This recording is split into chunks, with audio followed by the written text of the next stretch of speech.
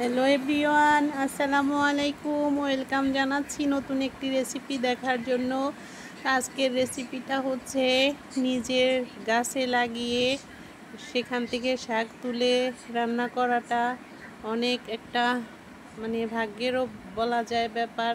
সবার হাতে সব কিছু হয় না। আলহামদুলিল্লাহ, আমার শাকগুলা এত সুন্দর তরতাজা ছিল এবং দেখতে অনেক সুন্দর, খেতেও মাশাল্লাহ অনেক ভালো লাগে। সার ছাড়া শাক নিজে লাগিয়েছি, এর আগেও আমি 2বার খেয়েছিলাম এই গাছ থেকে। মাশাল্লাহ এখন আবার এতটুকু হয়েছে, তাই আজকে শাকগুলাকে কেটে নিয়েছি, সুন্দর করে বেছে নিব। বেছে নিয়ে এর সাথে শাক যেহেতু কম পরিমাণে, তাই আমি একটু সবজি দিয়েছি। এর সঙ্গে সবজি দিয়ে সুন্দর করে একটা চচ্চড়ি করব। তো এখানে পেঁয়াজ এবং চিংড়ি মাছ দিয়েছি একটু বেশি পরিমাণে, দিয়ে লাল লাল করে ভেজে নিয়েছি।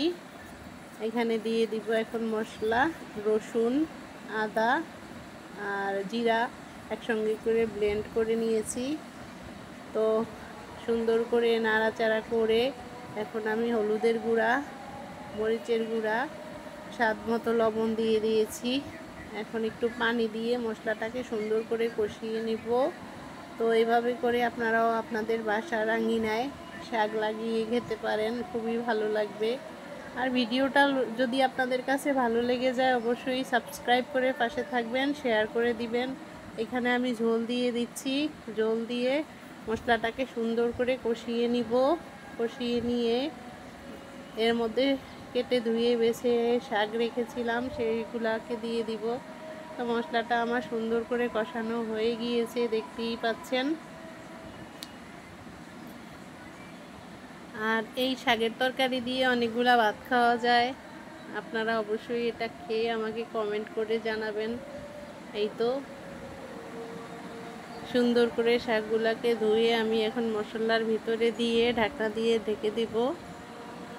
20 মিনিট পরে ফিরে আসব, কেমন হয়েছে আপনাদের সাথে শেয়ার করব। পুরা ভিডিওটা দেখবেন, টেনে দেখবেন না। ভিডিওটা আমি অনেক বড় করিনি।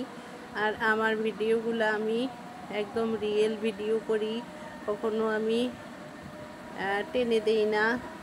আর হচ্ছে আপনাদেরকে বলি যে সব কিছু দেখাই, যে আপনারা বলতে পারেন যে দেখাই না।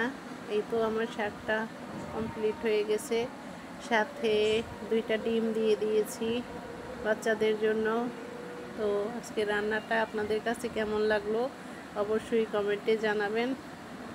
রান্নাটা তো শেষ হয়ে গিয়েছে, আমি নিয়ে এসেছি, ছেলেকে খেতে দেব। ওর প্লেটে তুলে দিচ্ছি ডিম দিয়ে। এই তো